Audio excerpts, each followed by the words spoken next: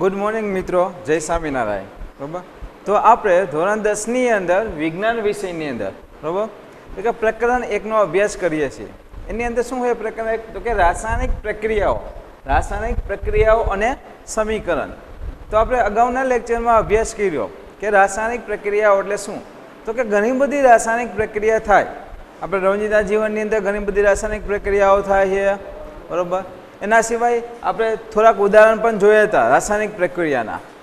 ત્યારબાદ આપણે 3 પ્રવૃત્તિનો અભ્યાસ કર્યો હતો. પ્રવૃત્તિ 1ની અંદર શું હતું બરાબર? તો કે પ્રવૃત્તિ 1ની અંદર મેગ્નેશિયમ પટ્ટીને બરાબર હવામાં ઓક્સિજનની સાથે એને દહન કરવામાં આવે તો એની રાખ વોચ ગ્લાસની અંદર એ રાખ જોવા મળે, જેને શું કહેવાય? મેગ્નેશિયમ ઓક્સાઇડ બને.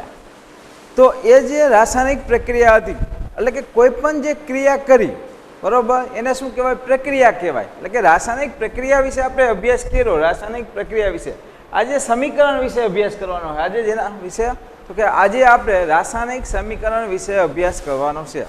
તો કે રાસાયણિક સમીકરણ કોને કહેવાય બરાબર?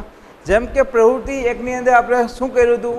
તો કે પ્રવૃત્તિની અંદર આપણે અભ્યાસ કર્યો હતો કે મેગ્નેશિયમ પટ્ટીને હવામાં દહન કરવામાં આવે બરાબર. હવામાં એને સળગાવવામાં આવે ઓક્સિજનની સાથે તો મેગ્નેશિયમ ઓક્સાઇડની રાખ જોવા મળે. એને આપણે લખીએ કે મેગ્નેશિયમ પટ્ટીને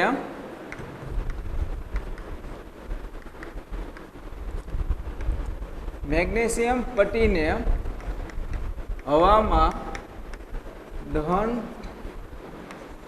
કરતા મેગ્નેશિયમ ઓક્સાઇડમાં રૂપાંતરણ થાય છે. એટલે કે મેગ્નેશિયમ પટ્ટીને હવામાં શું હોય? તો કે ઓક્સિજન. મેગ્નેશિયમ પટ્ટીને ઓક્સિજન સાથે દહન કરવામાં આવે તો કે મેગ્નેશિયમ ઓક્સાઇડ બને છે. આવી રીતે એનું લખાણ લખવું પડે. આપણે જે પ્રક્રિયા કરી કે મેગ્નેશિયમ પટ્ટીને બર્નર ઉપર લઈ જઈએ તો મેગ્નેશિયમ ઓક્સાઇડ બને. શું બને? Magnesium oxide. એટલે કે નીચે વોચ ગ્લાસમાં જે રાખ જમા થતી એ રાખ શેની હતી? મેગ્નેશિયમ ઓક્સાઇડની. તો અહીંયા જે આ લખાણ લખ્યું કે મેગ્નેશિયમ પટ્ટીને હવામાં દહન કરતાં મેગ્નેશિયમ ઓક્સાઇડમાં રૂપાંતર થાય, તો આ એક બરાબર શાબ્દિક સમીકરણ હતું. એટલે કે આ લખાણ થોડુંક વધારે પડે. આને આપણે સમીકરણમાં લખવું હોય તો કેવી રીતે લખાય? આવું લખાણ લખવાનું જ હોય બરાબર, બહુ લાંબુ થઈ જાય. તો આને સમીકરણમાં લખવું હોય. આ જે પ્રક્રિયા હતી એ પ્રક્રિયાનું મેં લખાણ લખ્યું બરાબર. તો આને સમીકરણમાં લખવું હોય તો આપણે શું લખાય? તો ટૂંકમાં કે મેગ્નેશિયમ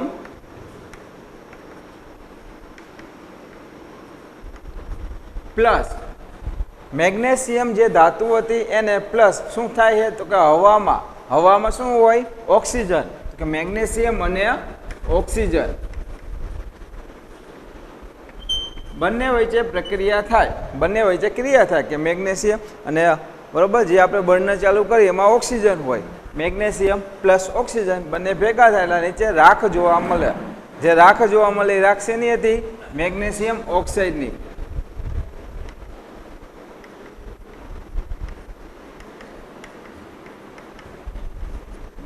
એ જે રાખ હતી એ રાખ શેની હતી? મેગ્નેશિયમ ઓક્સાઇડની હતી. તો આ જે લખાણ છે એ લખાણ થોડુંક લાંબુ હોવાથી એને આપણે સમીકરણમાં લખ્યું કહેવાય. તો આ જે પદ્ધતિ છે એને શું કહેવાય? રાસાયણિક સમીકરણ. જે પ્રક્રિયા કરી, જે આપણે ક્રિયા કરી, કોઈ પણ વસ્તુને સળગાવી એ પ્રક્રિયા કરી એને બરાબર ટૂંકમાં લખી તો કે મેગ્નેશિયમ પ્લસ ઓક્સિજન તો કે મેગ્નેશિયમ ઓક્સાઇડ. તો આ એક સમીકરણ બની ગયું. આવું લખાણ લખવું એના કરતાં એને સમીકરણમાં રૂપાંતર કરવું બરાબર. તો આની અંદર શું હોય તો વાત કરીએ બરાબર. તો કે ડાબી બાજુ હંમેશા પ્રક્રિયક હોય. શું હોય? પ્રક્રિયક. વાત કરીએ તો આ ડાબી બાજુ છે તો કે મેગ્નેશિયમ અને ઓક્સિજન. આ જે છે બરાબર મેગ્નેશિયમ અને ઓક્સિજન, તો આને શું કહેવાય? પ્રક્રિયક કહેવાય. શું કહેવાય? પ્રક્રિયક બરાબર. ડાબી બાજુ જે વસ્તુ આપેલું છે ડાબી બાજુ એને શું કહેવાય? પ્રક્રિયક. અને એવી જ રીતે આજે જમણી બાજુ આપેલું છે એને શું કહેવાય? તો કે નિપજ. શું કહેવાય એને? નિપજ બરાબર. તો આપણે એ પણ લખશું કે જમણી બાજુ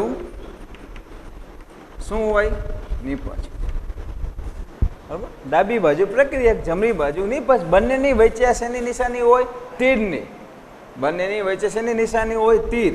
બરાબર, આ જે તીર આપેલું હોય એ. બરાબર, પ્રક્રિયક અને નિપજની વચ્ચે, પ્રક્રિયક અને નિપજ, આ પ્રક્રિયક આ નિપજ બંનેની વચ્ચે, બરાબર, બંનેની વચ્ચે,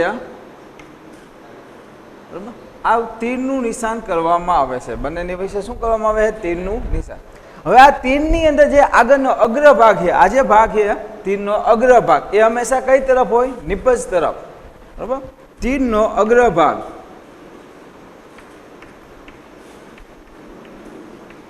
એટલે કે આગળનો ભાગ, આ જે તીર આપેલું છે એનો આગળનો ભાગ જે એ હંમેશા નિપજ તરફ રાખવામાં આવે, જે પ્રક્રિયાની દિશા દર્શાવે કે પ્રક્રિયા કઈ દિશા તરફ જાય છે.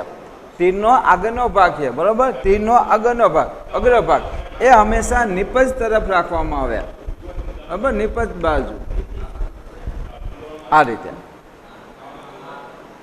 ત્યાર પછી આગળ વાત કરીએ કે માનો કે પ્રક્રિયક બે વસ્તુ છે, એક મેગ્નેશિયમ અને એક ઓક્સિજન, બંનેને આપણે ભેગા કર્યા, એક શું છે? મેગ્નેશિયમ અને એક ઓક્સિજન. તો બંનેની વચ્ચે આ પ્લસની નિશાની કરવામાં આવે.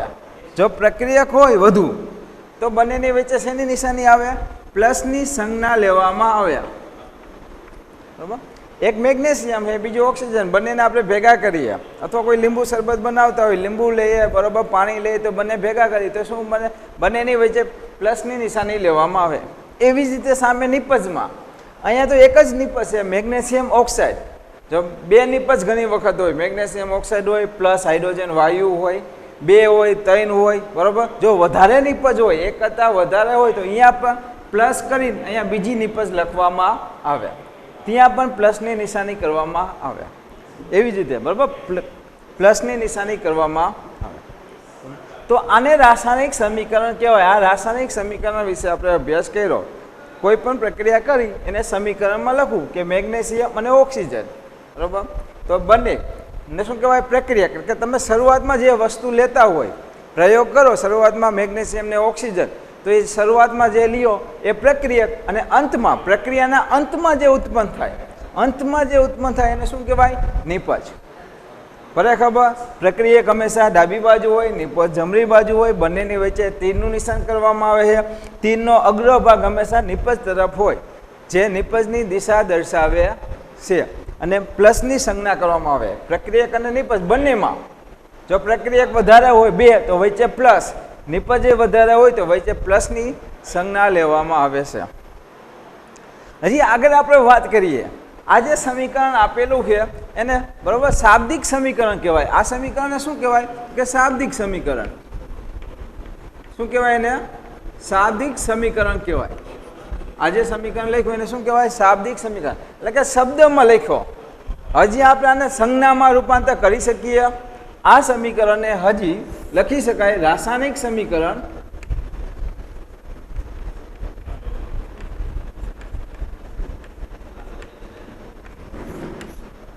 આ જે સમીકરણ આપેલું હોય ને હજી ટૂંકમાં, બરાબર, હજી આને ટૂંકમાં લખી શકાય? તો કે હા, એને લખી શકાય. કેવી રીતે લખી શકાય? તો કે એની આપણે સંજ્ઞા આવડવી જોઈએ. કોઈ પણ પ્રક્રિયા અથવા નિપજની સંજ્ઞા આવડવી જોઈએ. જો આપણે અહીંયા વાત કરીએ મેગ્નેશિયમ, મેગ્નેશિયમની સંજ્ઞા શું છે? મેગ્નેશિયમની સંજ્ઞા આપણે ભણી ગયા 1 થી 20 તત્વો. 12 નંબરમાં આવે મેગ્નેશિયમ, Mg, બરાબર. મેગ્નેશિયમની સંજ્ઞા શું છે? Mg, બરાબર. તો મેગ્નેશિયમ આટલું લખાણ લખવું એના કરતાં ટૂંકમાં Mg સંજ્ઞા લખી શકાય. બરાબર, આના કરતાં ટૂંકી રીત થાય. આ જે શાબ્દિક સમીકરણ છે એના કરતાં પણ ટૂંકી રીત. પ્લસ પ્લસ શું આપેલું છે? ઓક્સિજન, બરાબર. પ્લસ ઓક્સિજન, ઓક્સિજનની સંજ્ઞા શું છે? O2, બરાબર. O2, ઓક્સિજન એક ક્યારે હોય નહીં. આપણે અગાઉ પણ વાત કરી હતી કે આ એક હાઇડ્રોજન અસ્થાયી હોય, એને સ્થિર થવા માટે H2 અણુ બનાવે. એવી રીતે એક ઓક્સિજન અસ્થાયી હોય, બરાબર, એ સ્થિર રહી શકે નહીં. એને સ્થિર થવા માટે O2 રૂપાંતર થાય, બરાબર, પરમાણુનું અણુમાં રૂપાંતર થાય. એવી જ રીતે બંને ભેગા થાય એટલે શું બને? તો કે સામે શું છે નિપજમાં? Magnesium oxide. તો મેગ્નેશિયમ ઓક્સાઇડની સંજ્ઞા તમને આવડે છે? મેગ્નેશિયમ ઓક્સાઇડની સંજ્ઞા આવડવી જોઈએ. મેગ્નેશિયમ ઓક્સાઇડ, મેગ્નેશિયમનો શું છે? Mg +2 વીજભાર એનો, ઓક્સાઇડનો O -2 બરાબર, Mg ઉપર +2, ઓક્સિજન ઉપર -2 એટલે કે Mg બરાબર. મેગ્નેશિયમ 2 ઇલેક્ટ્રોન ગુમાવે અને ઓક્સિજન 2 ઇલેક્ટ્રોન મેળવે, બંને વીજભાર સરખો એટલે ડાયરેક્ટ લખી નાખવાનું MgO. તો મેગ્નેશિયમ ઓક્સાઇડની સંજ્ઞા શું થશે? આ MgO. શું થશે એની સંજ્ઞા? MgO. તો આ જે સમીકરણ હતું magnesium plus oxygen magnesium oxide, તો એના શાબ્દિક સમીકરણ કહેવાય. એ શબ્દમાં લખ્યું હતું, એના ટૂંકી રીતમાં બરાબર તમે એની સંજ્ઞા ઉપર લખી શકો Mg + O2 MgO. બરાબર. તો અહીંયા પણ આ જે બને છે એ શું છે? આ બંને પ્રક્રિયક છે. શું છે? આ પ્રક્રિયક. તીરની આ બાજુ શું આવે? નિપજ. આની જેમ જ બરાબર કે ડાબી બાજુ પ્રક્રિયક હોય, જમણી બાજુ નિપજ હોય, બંનેની વચ્ચે તીરની નિશાની રાખવામાં આવે છે. તીરમાં આ જે અગ્રભાગ હોય, આગળનો ભાગ હોય, એ હંમેશા કઈ તરફ હોય? નિપજની તરફ. એટલા માટે પ્રક્રિયાની દિશા દર્શાવ્યા બરાબર. એ નિપજ તરફ પ્રક્રિયાની દિશા દર્શાવે. જો પ્રક્રિયક વધારે હોય તો વચ્ચે પ્લસની નિશાની કરવામાં આવે. એવી જ રીતે નિપજ વધારે હોય તો પણ પ્લસની નિશાની કરવામાં આવે બરાબર. અહીંયા જે લખાણ લખ્યું હતું એ જ બધું લખાણ અહીંયા આવશે, એને બીજી વાર લખવાની કંઈ જરૂર નથી બરાબર. તો આ રાસાયણિક સમીકરણ કહેવાય. આવા રાસાયણિક સમીકરણ હવે તમને લખતા આવડવું જોઈએ બરાબર. આપણે બીજી પ્રવૃત્તિ કરી હતી બરાબર કે શું હતું? Lead nitrate. તો એને આપણે સમીકરણમાં લખવું પડે બરાબર. Pb NO3 2. આ શું છે? લેડ નાઇટ્રેટ બરાબર. પ્રવૃત્તિ બીજી હતી ને કે લેડ નાઇટ્રેટ અને પોટેશિયમ આયોડાઇડ બંને વચ્ચે પ્રક્રિયા કરવામાં આવે. લેડ નાઇટ્રેટનું દ્રાવણ લેવાય, પછી એમાં પોટેશિયમ આયોડાઇડનું દ્રાવણ નાખીએ બરાબર. બંને વચ્ચે જે પ્રક્રિયા થાય, આ બંને પ્રક્રિયક છે, બંને વચ્ચે ભેગા થાય તો સામે કંઈક વસ્તુ બનશે. શું બનશે? તો તમને ખબર છે અહીંયા એનો બંધ તૂટે. Pb ઉપર +2 વીજભાર, NO3 ઉપર - વીજભાર. એવી જ રીતે અહીંયા K ઉપર પ્લસ વીજભાર, I ઉપર - વીજભાર. આ જે પ્લસ છે એ માઇનસ સાથે પ્રક્રિયા કરશે બરાબર. જે જૂના બંધ હોય એ બંધ તૂટી જાય. સમજાય? પ્રક્રિયકની અંદર જે પ્લસ માઇનસનો જૂનો બંધ હોય એ બંધ તૂટી જાય અને એ બીજા સાથે બંધ બનાવે, નવો બંધ બનાવે. હવે આ પ્લસ આ બીજા માઇનસ સાથે નવો બંધ બનાવે. જે નવો બંધ બનાવે એને શું કહેવાય? નિપજ બરાબર. કે Pb અને I બંને ભેગા થાય શું બનશે? PbI2 બરાબર. Lead iodide. એવી જ રીતે આ માઇનસ અને આ plus KNO3 plus KNO3 plus શું આવે? KNO3 potassium nitrate. તો આવી રીતે કોઈ પણ રાસાયણિક સમીકરણ આ રાસાયણિક સમીકરણ કહેવાય. સમજાય? તો આગળ હજી આ જે સમીકરણ છે એ સંતુલિત છે નહીં. આ જે રાસાયણિક સમીકરણ આપેલું છે સંતુલિત નથી બરાબર. અહીંયા Mg1 છે, સામે Mg1 છે. અહીંયા ઓક્સિજન 2 છે, અહીંયા ઓક્સિજન 1 જ છે. સમજાય? એ સમીકરણ સંતુલિત નથી. તો આ સમીકરણને સંતુલિત કરવું જોઈએ. શા માટે સંતુલિત કરવું જોઈએ? તો ધોરણ 9ની અંદર તમે અભ્યાસ કર્યો હશે. ધોરણ 9માં ત્રીજા ચેપ્ટરની અંદર દર સંચયનો નિયમ બરાબર. ધોરણ 9ની અંદર ત્રીજા ચેપ્ટરમાં આપણે અભ્યાસ કર્યો હશે દર સંચયનો નિયમ. તો એ દર સંચયના નિયમમાં શું કહે છે? પદાર્થમાં રહેલા દ્રવ્યનો જથ્થો બરાબર એનું સર્જન કે વિનાશ થતો નથી.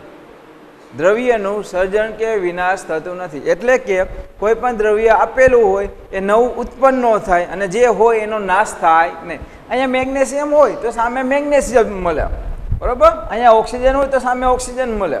એવું થોડુંક થાય કે આ મેગ્નેશિયમ હોય ને અહીંયા મેગ્નેશિયમ વયો જાય, કે અહીંયા પ્રક્રિયકમાં નાઇટ્રોજન નથી લીધો તો હું અહીંયા નાઇટ્રોજન આવે? ન આવે. જે પ્રક્રિયકમાં વાપરો તમે એ જ આવે. એટલે કે જે દ્રવ્ય જે આપેલું હોય એનું સર્જન કે વિનાશ થતું નથી બરાબર. સમતોલિત સમીકરણ એટલે શું? આપણે ત્યાં વાત કરી, કોઈ સમીકરણ આપેલું હોય, ઉદાહરણ તરીકે આપણે એ જ લઈ કે મેગ્નેશિયમ પ્લસ ઓક્સિજન એટલે શું બને? Magnesium oxide. કે મેગ્નેશિયમ અને ઓક્સિજન એટલે શું બને? Magnesium oxide. તો અહીંયા આ સમીકરણને સંતુલિત કરવું પડે. શા માટે સંતુલિત કરવું પડે બરાબર? તો કે રાસાયણિક સમીકરણ, એક પ્રશ્ન નવનીતમાં એવો આપેલો છે કે રાસાયણિક સમીકરણને સંતુલિત કરવા, બરાબર, શા માટે સંતુલિત કરવું આવશ્યક છે, જરૂરિયાત છે. તો આપણે એનો અભ્યાસ કરીએ કે ક્યારે પણ કોઈ પણ વસ્તુ લઈએ, બરાબર, આપણે લીંબુ શરબત બનાવીએ, 100 ml પાણી લઈએ, બરાબર, અને લીંબુ નાખીએ તો જે શરબત બને કેટલું બનશે? 100 ml જ બને ને, કે 150 ml બની જાય, કે 50 ml બની જાય? એવું ન થાય. જેટલું તમે લીધું હોય, માનો કે આ 2 ગ્રામ લીધું હોય અને આ પણ 2 ગ્રામ લઈએ તો આ કેટલું થાય? 4 ગ્રામ જ થાય. ક્યારે પણ 5 ગ્રામ કે 3 ગ્રામ થાય નહીં. એટલે કે દર સંચયનો નિયમ એ જ કહેવા માંગે છે. દર સંચયનો નિયમ શું કહે? કે દ્રવ્યનું સર્જન કે વિનાશ થતો નથી. કોઈ પણ દ્રવ્યનું સર્જન કે વિનાશ થતો નથી.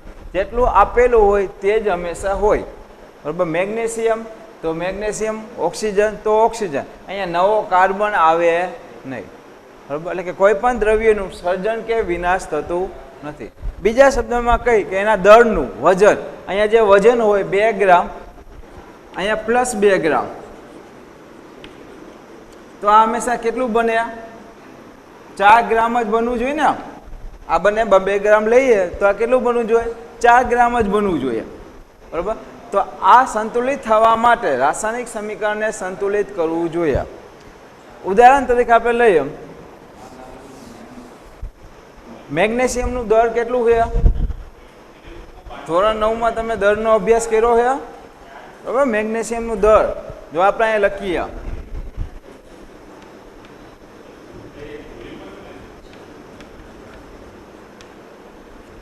આ યાદ રાખવાનું છે, બરાબર, કે હાઇડ્રોજન તત્વ હોય તો હાઇડ્રોજન તત્વનું વજન કેટલું થાય? બરાબર, હાઇડ્રોજન તત્વનું વજન 1 U થાય. ત્યાર પછી વાત કરીએ કાર્બન, તો કે કાર્બન જે તત્વ છે એનું વજન કેટલું થાય? બરાબર, એનું વજન 12 થાય, બરાબર, 12 U. આ U એનો એકમ છે. નાઇટ્રોજનનું કેટલું થાય? તો કે 14.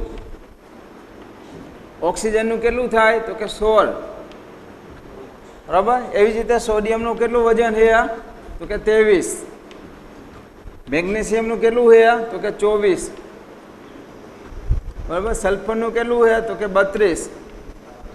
કેલ્શિયમનું કેટલું છે? તો કે 40. આ એના વજન છે. હાઇડ્રોજનને તમે જોખો તો એનું 1 જ U વજન થાય. કાર્બનનું કેટલું થાય? તો કે કાર્બનનું 12 થાય. નાઇટ્રોજનને જોખો કેટલું થાય? 14 થાય, બરાબર. જેમ આપણું વજન હોય, કોઈ પણ પદાર્થ હોય એનું વજન હોય, એ રીતે હાઇડ્રોજનનું વજન, કાર્બનનું, બધાનું પરમાણુ દર આપેલા છે, બરાબર. તો અહીંયા મેગ્નેશિયમની વાત કરીએ તો મેગ્નેશિયમનું પરમાણુ દળ કેટલું છે? 24, બરાબર. કે મેગ્નેશિયમનું વજન કેટલું છે? 24 U છે, બરાબર. ઓક્સિજનનું વજન કેટલું છે? તો ઓક્સિજનનું વજન 16 છે.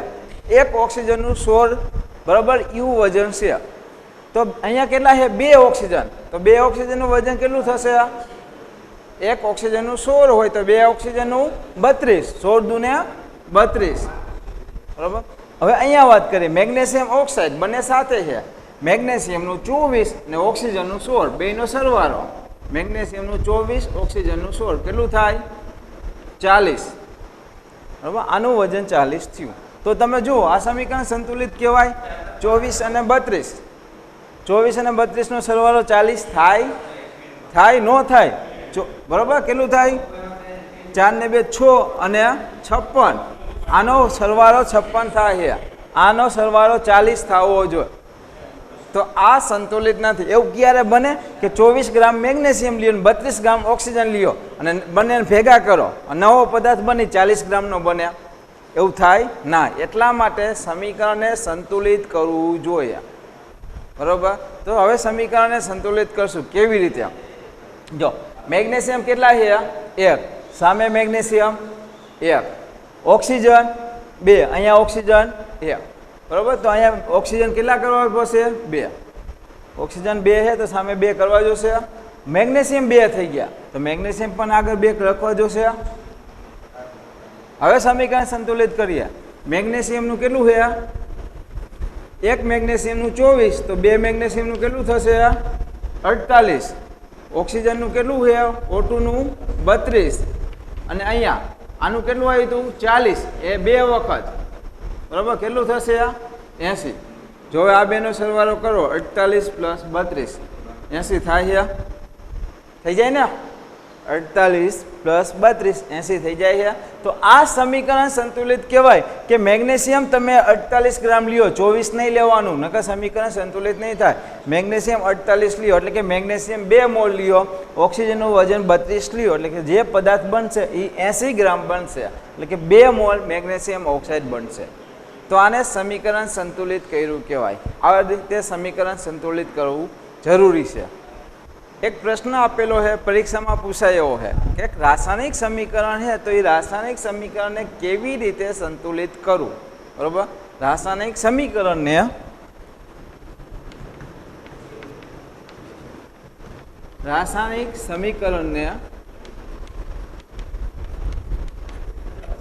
કેવી રીતે સંતુલિત કરશો, આવો એક પ્રશ્ન આપેલો છે કે કોઈ પણ રાસાયણિક સમીકરણ હોય તો તમે એને કેવી રીતે સંતુલિત કરશો.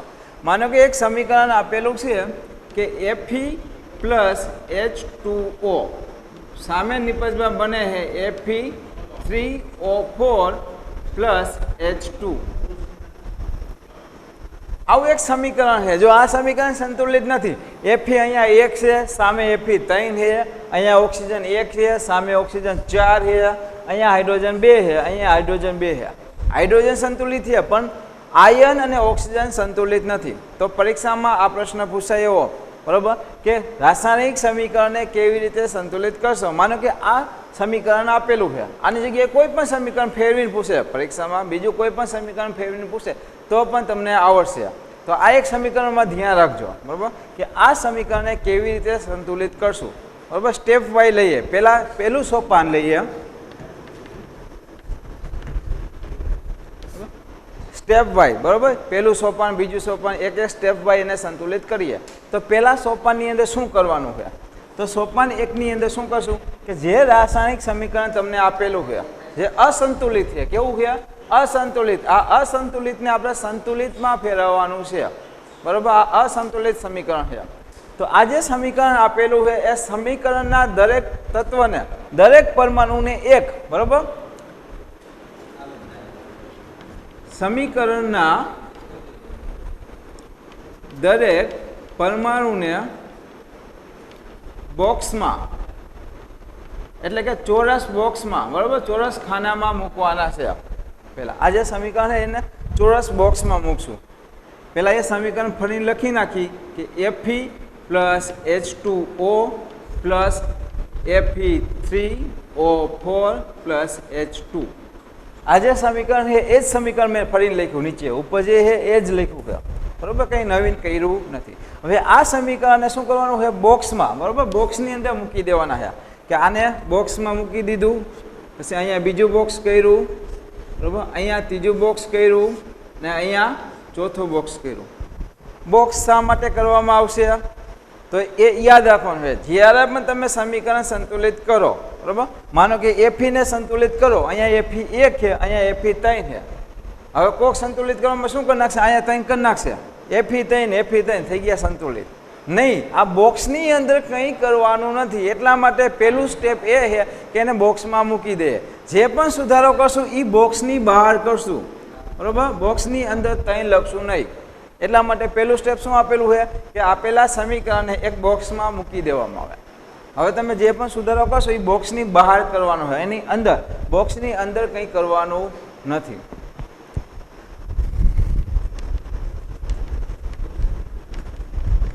ત્યાર પછી બીજા સોપાનની વાત કરીએ, બરાબર. તો સોપાન 2 ની અંદર શું કહે કે જે તત્વ આપેલા છે એની સંખ્યા ગણી લ્યો, બરાબર. જે તત્વ આપેલા છે, આયન તત્વ છે, હાઇડ્રોજન છે અને ઓક્સિજન છે, 3 તત્વો છે.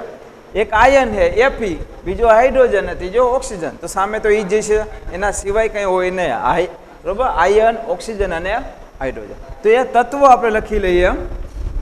તત્વ કયા કયા છે તો કે એક Fe એટલે કે આયન તત્વ છે, બીજો હાઇડ્રોજન છે, ત્રીજો ઓક્સિજન છે. ત્યાર પછી પ્રક્રિયકમાં રહેલા પરમાણુની સંખ્યા, આ પ્રક્રિયક છે, આને શું કહેવાય, પ્રક્રિયક, ને આને શું કહેવાય, નિપજ. પ્રક્રિયકમાં કેટલા તત્વો છે એ લખશું. આ બાજુ પ્રક્રિયક છે તો Fe કેટલા છે તો કે 1, હાઇડ્રોજન કેટલા છે તો કે 2, બરોબર, હાઇડ્રોજન કેટલા છે 2, ઓક્સિજન કેટલા છે તો કે 1, બરાબર. પ્રક્રિયકની અંદર Fe 1 છે, હાઇડ્રોજન 2 છે, ઓક્સિજન 1 છે. હવે નિપજમાં આજે છે એને શું કહેવાય? નિપજમાં. નિપજમાં રહેલા પરમાણુની સંખ્યા. નિપજની અંદર કેટલા પરમાણુ છે તો એ પણ ગણશું. Fe પેલા Fe કેટલા છે નિપજમાં? 3. ઓક્સિજન કેટલા છે? ઓક્સિજન 4 અને હાઇડ્રોજન કેટલા છે? 2. તો તમે જુઓ કે આયન પ્રક્રિયકમાં 1 છે, નિપજમાં 3 છે. હાઇડ્રોજન તો સરખા છે 2-2, તો હાઇડ્રોજનને કંઈ કરવાની જરૂર નથી. આગળ જઈએ. ઓક્સિજન તો કે પ્રક્રિયકમાં તો એક જ ઓક્સિજન છે, જ્યારે નિપજમાં 4 છે, બરાબર. તો સંખ્યા ગણ લીધી, આપણે ખબર પડી ગઈ કે આને કંઈ કરવાની જરૂર નથી, આ બંનેને સંતુલિત કરવાના છે, બરાબર. આયન અથવા ઓક્સિજન બેમાંથી કોઈ પણને સંતુલિત કરી શકાય તમારે, બરાબર. તો આગળ સોપાન 3ની અંદર શું કહે સોપાન 3માં? બરાબર. તો સોપાન 3ની અંદર એ કે જે વધુ પરમાણુ સંખ્યા હોય, આમાં વધુ કોણ છે? આ Fe 1 છે, અહીંયા Fe 3 છે, વધુ સંખ્યા. તો વધુમાં તો આ 4 આવશે. વધુમાં કોણ છે? વધુ પરમાણુની સંખ્યા વધુ કોણ છે તો કે ઓક્સિજન 4 છે, વધુમાં વધુ સંખ્યા 4 છે. તો જે વધુ પરમાણુની સંખ્યા હોય એને પહેલા સંતુલિત કરવું, બરાબર. અથવા તમે આયનને પહેલા સંતુલિત કરો તો પણ ચાલે. આયન લ્યો તોય ચાલે ને ઓક્સિજન લ્યો તોય ચાલે. આપણે અહીંયા પાઠ્યપુસ્તકમાં ઓક્સિજનને પહેલાં લે છે, તો આપણે ઓક્સિજનને પહેલાં સંતુલિત કરશું. આ બે હરખા પહેલાં કરશું, બરાબર. તો આપણે પહેલાં ત્રીજા સોપાનમાં કેનો ઉપયોગ કરશું? ઓક્સિજનનો. તો આપણે ત્રીજા, બરાબર, ઓક્સિજન પરમાણુને સંતુલિત કરવા છે, બરાબર. તો કે શરૂઆતમાં કેટલા ઓક્સિજન છે, પ્રક્રિયકમાં કેટલા છે અને નિપજમાં કેટલા છે, જરા કયો, બરાબર. ફરીને એનો અભ્યાસ કરી કે શરૂઆતની જે પ્રક્રિયા છે એમાં ઓક્સિજન, કોની વાત આલે છે? ઓક્સિજન. હવે ખાલી આ ઓક્સિજનની વાત આલે છે, આ બેને ઘડીક ભૂલી જઈએ, આ બેને ઘડીક મૂકી દઈએ, ઓક્સિજનની વાત કરીએ. તો કે ઓક્સિજન, બરાબર, શરૂઆતમાં પ્રક્રિયકમાં કેટલા છે? પ્રક્રિયકમાં કેટલા છે? 1 અને નિપજમાં કેટલા છે? 4, બરાબર. શરૂઆતમાં ઓક્સિજન પ્રક્રિયકમાં 1 છે, નિપજમાં 4 છે. આ બંનેને સરખા કરવા છે, બરાબર. તો બીજું, સમતોલિત કરવા, બરાબર. સમતોલિત કરવા માટે શું કરશું? આ બંનેને હરખા કરવા હોય તો શું કરાય? આને 4 વડે ગુણીએ ને આને 1 વડે ગુણી, હરખા થઈ જાય. કે આને આ 1 ને 4 વડે ગુણી એટલે 4 થઈ જાય, અને આ 4 ને 1 વડે ગુણીએ એટલે 4 થઈ જાય. આ 1 આપેલો છે એને 4 વડે ગુણી તો 1 ગુણ્યા 4 એટલે 4 થઈ જાય, ને 4 છે એને 1 વડે ગુણ્યા, સમજાય છે? એટલે બંને શું થઈ જાય? સરખા થઈ જાય. 1 ને 4 વડે ગુણ્યા અને 4 ને 1 વડે ગુણ્યા. તો આ જે સમીકરણ છે એને ફરીને લખીએ.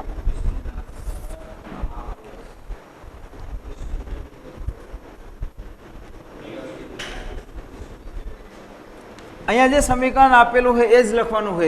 Fe પછી બોક્સ પ્લસ H2O, ફરીને બોક્સ, પછી તીર, તીર પછી શું આપેલું છે તો કે Fe3O4, એને બોક્સમાં મૂકી દઈએ, પ્લસ શું છે H2, એને પણ બોક્સમાં મૂકી દઈએ. હજી આપણે કંઈ જ કર્યું નથી, જે સમીકરણ છે એને બોક્સમાં મૂક્યું, એની સમીકરણ અહીંયા ફરીને લખ્યું, એને સમીકરણ આપણે ફરીને લખ્યું. તો ત્રીજા સોપાનમાં શું કીધું છે કે જે ઓક્સિજનને સંતુલિત કરવા માટે પ્રક્રિયકને કેટલા વડે ગુણવાના છે? 4 વડે. પ્રક્રિયકમાં જે ઓક્સિજન છે એને 4 વડે ગુણવાના છે. તો અમે ઓક્સિજન ક્યાં છે? અહીંયા, બરાબર. તો અહીંયા 4 મૂકશું, આવું લખશું H2O4. અહીંયા 4 મૂકશું, 4 મૂકવાના છે ને, તો આમ લખશું ના, અહીંયા 4 નહીં લખવાના. આપણે પહેલાં જ વાત કરી, બોક્સની અંદર કરવાનું નથી કંઈ, અહીંયા 4 લખવાના નથી. હાલો બોક્સની બહાર મૂકીએ, અહીંયા 4 લખું, H2O બોક્સની બહાર 4, 4 છે. H2O બોક્સની બહાર 4. તો કે નહીં, આ રીતે પણ નથી લખવાનું, બરાબર. આ રીતે પણ નહીં. 4 ને હંમેશા ક્યાં મૂકવાના? આગળ. આ જે 4 સંખ્યા છે હંમેશા આગળ મૂકવા, +4, બરાબર. અહીંયા 4 પછી H2O, આવી રીતે લખો, બરાબર. આ રીત સાચી છે, આ બંને રીત ખોટી, બરાબર. કે 4 ને અહીંયા પણ નહીં મૂકવાના, બોક્સની બહાર પણ અહીંયા નહીં મૂકવાના, હંમેશા 4 એ આગળ મૂકવાના. અંદરે નહીં બહારે નહીં, હંમેશા ક્યાં મૂકવાના? આગળની તરફ, બરાબર. એટલે કે પ્રક્રિયકને 4 વડે ગુણ્યા ને નિપજને 1 વડે, તો નિપજમાં જ્યાં ઓક્સિજન છે ત્યાં 1 વડે ગુણશું, પણ 1 ન લખીએ તો ચાલે. 1 લખવાની કંઈ જરૂર નથી, સમજાય છે ને? 1 તો હોય જ હંમેશા, બરાબર. તો 1 લખવાની જરૂર અહીંયા નથી, બરાબર. તો અહીંયા 1 લખવાની જરૂર. આગળ સોપાન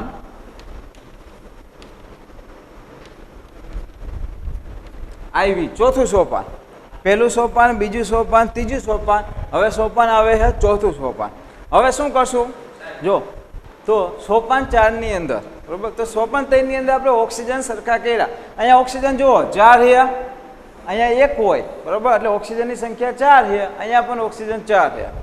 હવે હાઇડ્રોજન જુઓ, અહીંયા હાઇડ્રોજન કેટલા થઈ ગયા? 4 દુ ને 8, બરાબર. 2 હાઇડ્રોજન છે એ 4 વખત, 2 હાઇડ્રોજન કેટલી વખત? 4 વખત, તો 8 હાઇડ્રોજન થયા. અહીંયા હાઇડ્રોજન કેટલા થયા? 8. અહીંયા હાઇડ્રોજન 2 છે. તો હવે એના પછીના સોપાનમાં, ચોથા સોપાનમાં આપણે હાઇડ્રોજન સરખા કરશું, બરાબર. અહીંયા ત્રીજા સોપાનમાં શું કર્યું? ઓક્સિજનને સરખા કર્યા હતા. ત્રીજા સોપાનમાં ઓક્સિજન લીધા હતા. અહીંયા હવે ચોથા સોપાનમાં આપણે હાઇડ્રોજનની વાત કરીએ, હાઇડ્રોજનને સરખા કરીએ, બરાબર. અહીંયા આપણે ઓક્સિજનને સરખા કર્યા હતા, આપણે હવે ફરીને હાઇડ્રોજનને સરખા કરીએ આ જ રીતે, બરાબર. પહેલાં શરૂઆતમાં, પછી સંતુલિત કરવા માટે પ્રક્રિયકમાં કેટલા છે, નિપજમાં કેટલા છે, એવું લખશું, બરાબર. તો પેલું શરૂઆતમાં પ્રક્રિયકમાં કેટલા છે હાઇડ્રોજન અને નિપજમાં કેટલા છે જરાક જોઈએ, બરાબર. આજે શરૂઆતની આ પ્રક્રિયા છે એની અંદર, બરાબર. એની અંદર આજે પ્રક્રિયા છે તો એની અંદર કેટલા હાઇડ્રોજન છે? તો 4 દુ ને 8 હાઇડ્રોજન કેટલા છે? 4 દુ ને 8. તો કે પ્રક્રિયકમાં 8 હાઇડ્રોજન છે. પ્રક્રિયકમાં કેટલા છે? 8 હાઇડ્રોજન. હવે નિપજમાં આ બાજુ શું કહેવાય? નિપજ. નિપજમાં હાઇડ્રોજન કેટલા છે? તો કે 2 જ. નિપજમાં 2 જ હાઇડ્રોજન છે. પ્રક્રિયકમાં 8 છે, નિપજમાં 2 છે. હવે આને સરખા કરવા હોય તો શું કરશું? આને સરખા કરવા હોય તો, બરાબર. તો બીજું સમતોલિત કરવા, અને સમતોલિત કરવા માટે શું કરશું? બરાબર. તો અહીંયા 4 વડે ગુણીએ તો 4 દુ 8 ને 8 થઈ જાય સરખા, બંને સરખા થઈ જાય ને, બરાબર. તો એવી જ રીતે અહીંયા 8 ને આપણે 1 વડે ગુણશું, આ 2 ને 4 વડે. 8 ને 1 વડે ગુણીએ એટલે 8 જ રહેવાના છે, અને 2 ને કેટલા વડે ગુણશું? 4 વડે, તો 4 દુ 8 થઈ જશે. તો આ બંને સરખા થઈ જશે, બરાબર. 8 અને અહીંયા પણ 8. તો શું કર્યું? તો કે પ્રક્રિયકમાં જ્યાં હાઇડ્રોજન છે અહીંયા 1, એટલે 1 તો ન લખીએ તો ચાલે, પરંતુ નિપજમાં જ્યાં, બરાબર, હાઇડ્રોજન 2 છે એની આગળ 4 મૂકવાના છે. આ જ સમીકરણ ફરીને લખીએ, Fe plus 4H2O, Fe3O4 plus H2. ઉપરનું જે સમીકરણ છે, બરાબર, એ જ આપણે ફરીને લખ્યું. ઉપરનું જે સમીકરણ આપેલું એ આપણે ફરીને લખ્યું. હવે શું કહે છે? તો કે હાઇડ્રોજન પ્રક્રિયકમાં 8 છે, બરાબર. એને 1 વડે ગુણીને, તો કે આ હાઇડ્રોજન 8 છે, એને 1 વડે ગુણીએ તો 1 લખવાની જરૂર નહીં. અહીંયા આગળ 1 લખવાની જરૂર નહીં, ચાર્જ તો છે જ આપેલા. પરંતુ નિપજમાં 2 જ હતા. નિપજમાં હાઇડ્રોજન કેટલા છે? નિપજમાં હાઇડ્રોજન 2 છે. કેટલા વડે ગુણશું? 4. તો અહીંયા આગળ 4 લખશું, બરાબર. એટલે 4 દુ ને 8 હાઇડ્રોજન થઈ જાય. થઈ જાય ને? 4 દુ ને 8 હાઇડ્રોજન. અહીંયા પણ 4 દુ ને 8 હાઇડ્રોજન થઈ ગયા સંતુલિત, બરાબર. અહીંયા પણ 4 આગળ લખવાના, 12 લખવાના નહીં. સોપાન 5મું, બરાબર. ઓક્સિજનને સંતુલિત કર્યા, હાઇડ્રોજનને સંતુલિત કર્યા. હવે વધ્યું કોણ? ઓક્સિજન સંતુલિત થઈ ગયા, હાઇડ્રોજન સંતુલિત થઈ ગયા, વધ્યું કોણ? આયન. હવે આ એક જ વધે છે, બરાબર. એની વાત કરીએ. Fe એટલે આયન. હવે આયનની વાત કરીએ. બાકી તો હાઇડ્રોજન ને ઓક્સિજન એ તો સંતુલિત થઈ ગયા, બરાબર. તો આયનની વાત કરીએ તો કે આયન Fe પેલું શરૂઆતમાં પ્રક્રિયકમાં કેટલા છે? આ જે શરૂઆતની પ્રક્રિયામાં છે આ પ્રક્રિયક આયન કેટલા છે? તો કે 1. સામે નિપજ, આ નિપજ, આ બાજુનું શું કહેવાય? નિપજ. એમાં આયન કેટલા છે? 3. બરાબર. પ્રક્રિયકમાં આયન 1 છે, નિપજમાં આયન 3 છે. હવે આને સંતુલિત કરવાના.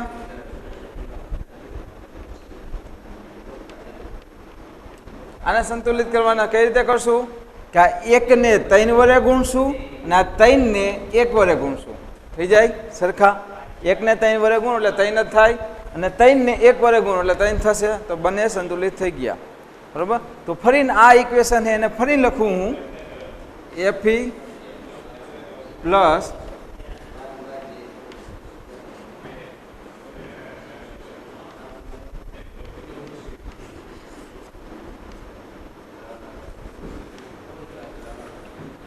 આ જે ઉપરનું ઇક્વેશન છે એ જ ઇક્વેશન આપણે ફરીને લખ્યું.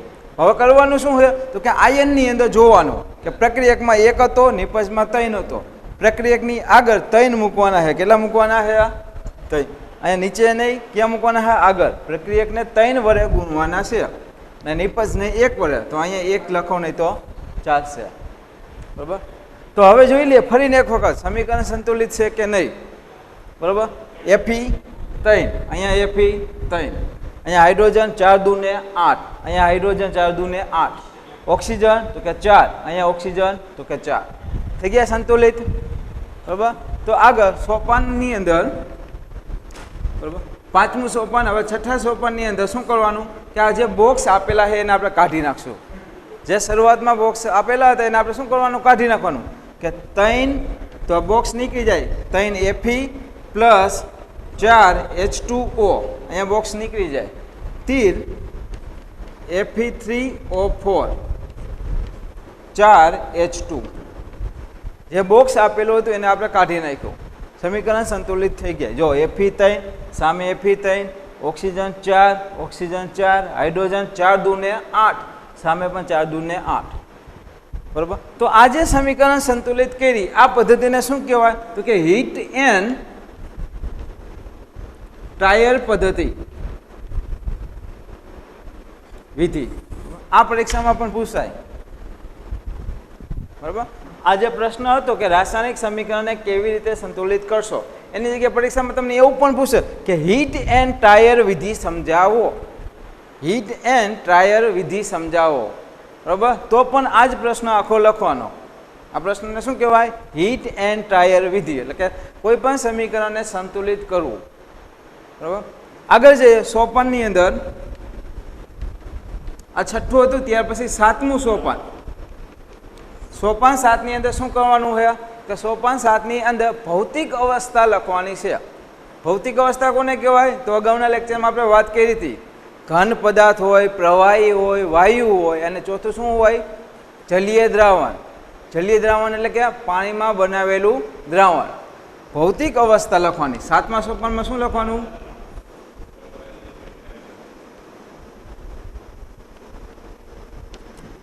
સાતમા સોપાનની અંદર ભૌતિક અવસ્થા લખવાની. જો ઘન પદાર્થ હોય, બરાબર, તો S લખવાનો. બરાબર. પ્રવાહી હોય તો શું લખવાનું? L. અને વાયુ પદાર્થ હોય તો શું લખવાનો? ગેસ. અને જલીય દ્રાવણ હોય તો શું લખવાનું? AQ. આ 4 જ ભૌતિક અવસ્થા હોય. ભૌતિક અવસ્થા કેટલી હોય? 4. ઘન પદાર્થ હોય તો S, ઘન એટલે સોલિડ S. પ્રવાહી હોય તો લિક્વિડ, વાયુ હોય તો ગેસ અને જલીય દ્રાવણ એટલે કે પાણીમાં ઓગાળેલું હોય તો AQ. બરાબર. આ 4 વસ્તુ અહીંયા લખવાની. બરાબર. તો આટલા 7 સોપાન આપેલા હતા.